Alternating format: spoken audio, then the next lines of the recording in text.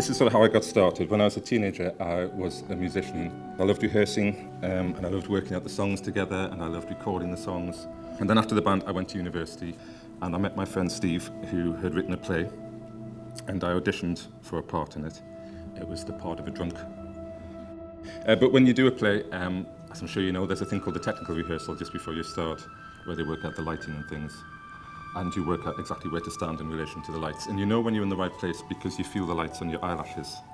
And I remember that feeling, and you feel as if everyone is watching you, which makes it sound like an ego thing, but it's not that. There's a sense of the world being very compressed and concentrated, and things having meaning.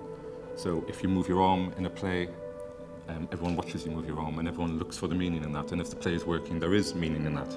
So with music, I'd found this love of collaboration, and in theatre, I'd found this version of the world where everything was significant and where you could pretend to be someone you weren't and dissolve yourself. And all of those things really drew me. So writing scripts was a place for me where those different things came together. It's strange that I started writing plays, because I didn't really ever go and see plays as a young person. I still don't really. But I was brought up watching movies at home. So I would watch a lot of sort of black and white Hollywood movies. And then when I was in my teens, I guess I was watching American indie movies. So things like the Coen Brothers or Al Hartley or Jim Jarmusch. And then after that, really quite late, was I discovering kind of European cinema. I think Peter Straughan is one of our real treasures, actually. He has that ability to combine comedy and a real sense of poetry. So that versatility is uncommon. Original screenplays and adaptations. Originals are harder. Not surprisingly, you have to come up with all the raw material yourself. But the interesting thing is that the process of writing both is much more similar than you'd think, because even when you're adapting someone else's work, you're still having to decide what you're going to say with it. And that's why I sometimes wonder about the notion of a faithful adaptation. I think if you're really writing, as opposed to just going through the motions, then the script will be being guided by your own preoccupations and your own desires and your own emotions. You won't know it because all of this happens at a level that you don't want to go to, but every decision you make will be completely guided by this. So I've adapted film scripts from novels and novellas, true life stories, documentaries, other films and plays. Of these, you would think that plays would be the easiest source material to adapt from. Obviously the piece has already been conceived as drama, the characters are created, the dialogue is already written. But if I can give you one piece of advice, if any of you are writers, it's this: think very carefully before trying to adapt a stage play to the screen. They come as friends, but they are secretly assassins. And I think it's because when something has existed in one art form, it's very strongly marked by that form, and it doesn't easily pass over into another form. So, for example, you have to scrub all the barnacles of the novel from the hull of the story. But a novel sort of advertises its difference from a screenplay, and you're forced to reimagine it as a film from the very beginning. A play comes looking so much like a film script that you can drop your guard. And then you end up with a recorded play. And no matter how good the play was, I don't think that can make a satisfactory film. The great difficulty, obviously, with playwrights is that they don't see cinematically, but Peter has one of those imaginations whereby actually he sees in images rather than in text, and he works back from the montage of those images and the musicality of a film to construct the story. It always sort of, strives towards poetry in a way, and that felt the right thing to do with Tinker Tailor, to try and create the poem of the book. Something that would be much more compressed and concentrated, more vivid, but smaller, more elliptical, but somehow would have the essence of the book but boiled down. Where did you get this? I didn't. Percy and his little cabal walked in with it. Look, control. Shut up. Style appalling. Patently a fabrication from beginning to end. Just could be the real thing. Well, if it's genuine, it's gold dust. But its topicality makes it suspect. Smiley is suspicious, Percy. Where did it come from? What's the access? A new secret source of mine. But how could he possibly have access? He has access to the most sensitive levels of policy making. You've named the operation witchcraft. Well, Percy and his pals bypassed our Smiley, gone straight to the minister. Percy has been allowed to keep the identity of his new friend top secret. And I suppose some adaptations can seem quite tricky. I mean, Tinker Tailor seemed tricky to get right, you know, it seemed difficult to get right. It wasn't obviously unfilmable, it had been a huge TV adaptation. We should be fighting communism, not each other. Well, we're losing our reputation, our partners. You're bloody Yanks! And we've had enough. There's going to be changes. We need to decide if we want to be part of the past or part of the future. I should have left you where I found you. Look, control. I made All of you!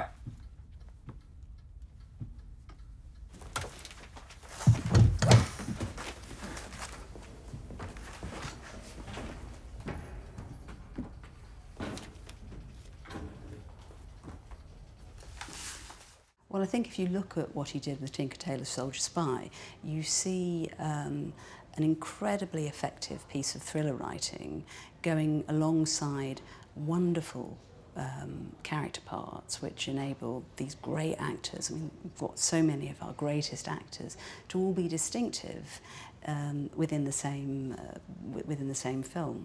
And I think that's a good example of the versatility that he's got. On the surface, most scripts or dialogue and not much else. You can get some scene headings, little paragraphs describing basic action, but basically lots of lines of dialogue. And I think this conception of the screenwriter is quite common, that we write the words and then directors come and turn them into film, into image and sound. And that the script is an important part of the filmmaking process, but it's only a part. The truth is, I think dialogue is possibly the least important aspect of a script, or at least the surface of dialogue is the least important. Hitchcock said dialogue is just one more sound in the film. It just happens to come out of people's mouths.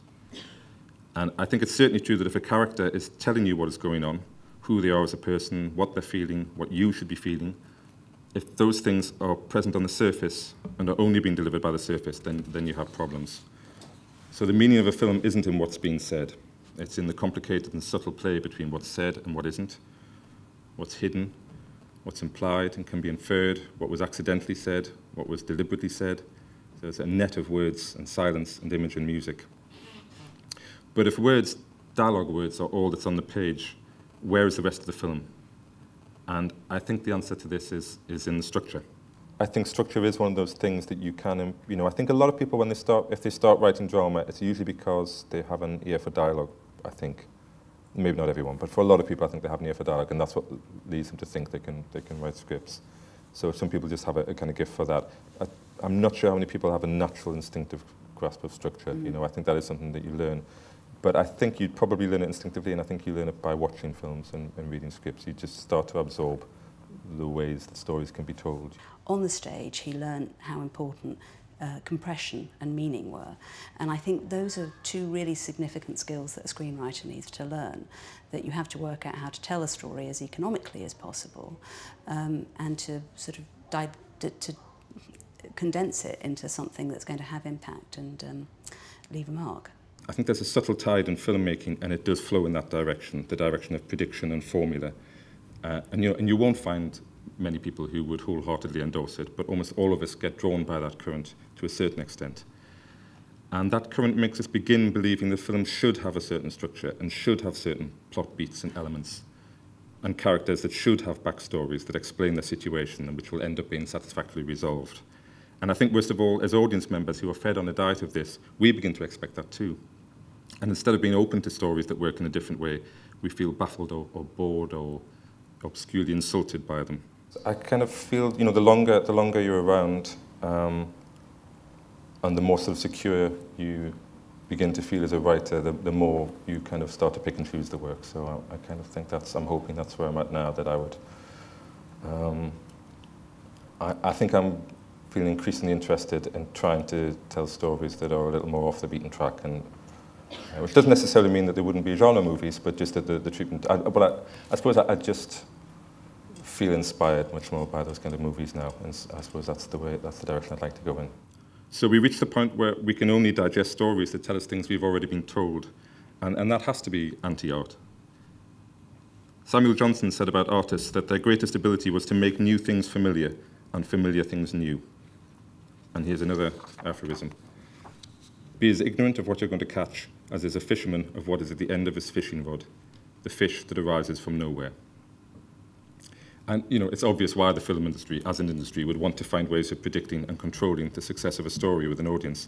And I understand why they want to turn writing into a science. And I understand it because I want to too. And when I looked at a screenwriting software site to see what software I could condemn, I nearly bought one. You know, I did. You know, 32 characters. That might be quite useful. But, you know, so we all want those magic shortcuts. But I do think it's a mistake. I'm Sergeant First Class Lynn Cassidy, Special Forces, retired. In the 80s, I was trained at Fort Bragg under a secret initiative, codenamed Project Jedi. The objective of the project was to create super soldiers, soldiers with superpowers. We were the first generation of the New Earth Army. You've got superpowers. That's correct. Wait a minute. What you're saying is that you were a psychic spy like Lacey. We prefer the term remote viewer. How does that work? Well, different Jedi had different techniques. Mel Landau used to visualize packing all his troubles into a little suitcase to clear his mind. And Steve Tuttle would recite Bible verse, which was... What about you? I find drinking helps. Because filmmakers don't have to imitate the appearance of people or objects, you know, as painters would, or sculptors would, or a novelist would. We have machines that do that. We have cameras and sound recorders that do that. All we have to do, all we can do, is choose the bits and then decide where to make the knots that tie them together. And I think this is where poetry becomes possible. Not in a single scene, but in the combined effect of the scene that came before and the scene that came after. And this is where the emotional effect of cinema lies, not in the shot of the actor crying as hard as he or she can, but in the combination of the shot of the actor crying and the shot which preceded or follows that shot. And if this sounds obvious, it is. But if it sounds easy, it isn't, because the choices are infinite. The road you can take forks and forks again, and it's much easier to get lost than to find a way through. It's very interesting because I know some writers who just want to get the first draft done. They just want to get from the beginning to the end. And they know that it's very rough, but they just feel they have to do it that way, and then begins a process of redrafting and polishing and gradually improving it, and gets there. And I can't work that way. I always am trying to sort of, the first draft always feels like it has to be the shooting draft, and it never is. Obviously, you do then continue to redraft, but I hate that feeling of moving on, feeling like the bridge isn't complete behind you. You know, you kind of want to feel like, no, it's solid, all the way behind me, it's solid. And obviously it isn't, but I need to feel as if it is, you know, so I need to be working. I can't just be sketching. I can't sketch it. I have to be painting it in as I'm going. Even if that then means you have to redo it and paint over the top of it and paint over the top of it. David Mamet had a sign on his desk which he'd borrowed from Clinton's presidential campaign team, and it read, "Keep it simple, stupid." But simplicity shouldn't be and can't be the starting point. Instead, you start with this great mass of material, all of these possibilities. Simplicity is the end product of moving through all those choices. It's the reward for all your hard work. Empty the pond to get the fish. I don't know what that means, really. It sounded good. He knows what he wants to do. He can see the film that he wants to write or has written, and yet he's so willing and open to having what he's done lifted into another layer and onto another level by a good director or the contribution of a producer or an actor. So he is that rare combination of a pleasure to work with and a uniquely talented individual. When the novel was invented, it wasn't just a new way of articulating the way we experience the world. It created new ways of experiencing and feeling about the world. And the same is true of cinema, as Bresson said. It's a new way of writing, and it brings the possibility of new ways of feeling. So if I think about the feelings that were created by that last shot, just as an example of Truffaut's 400 blows, had they ever been felt before?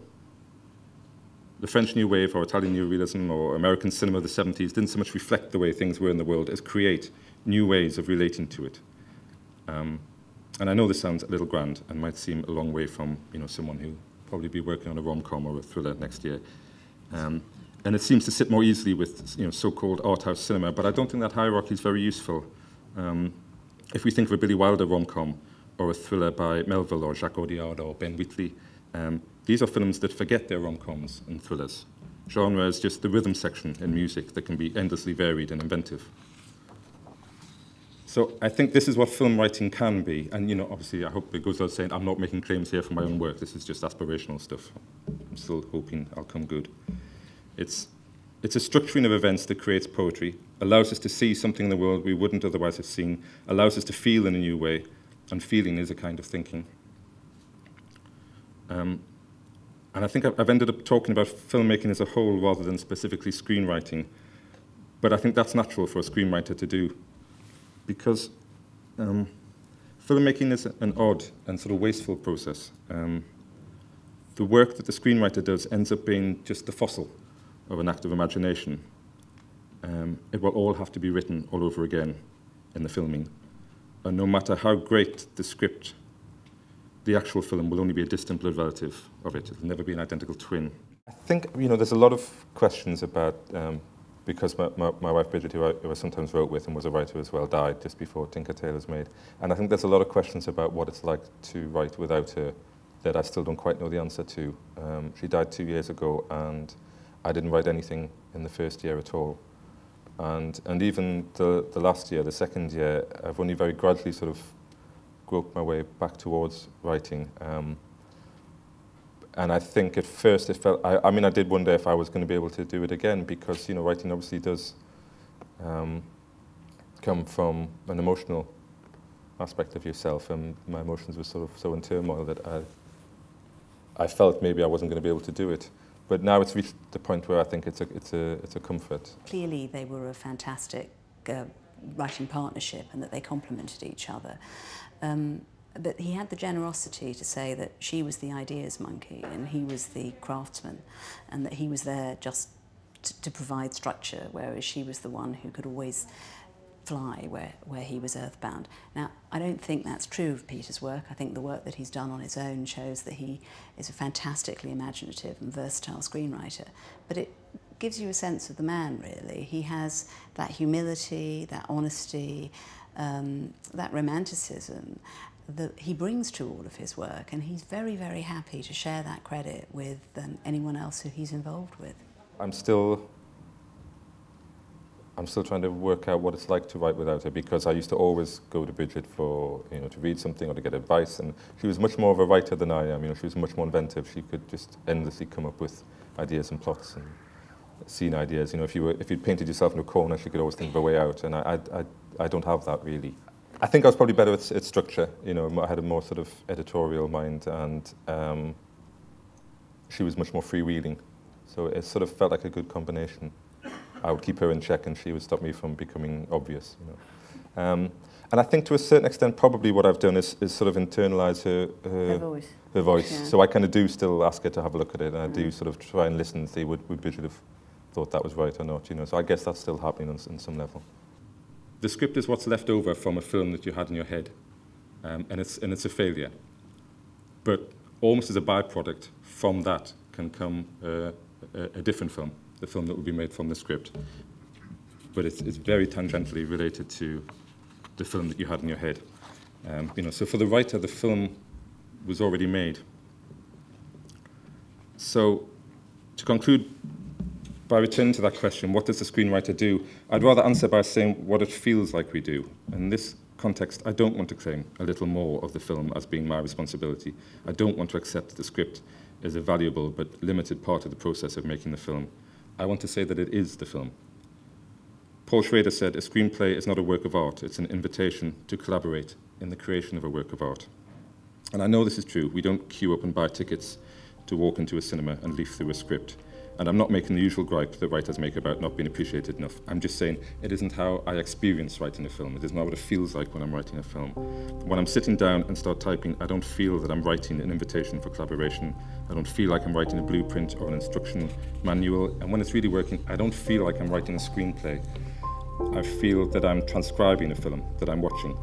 And it's the whole film, all the images, the sounds, the music. I made the whole film. It's just I was the only one who got to see it.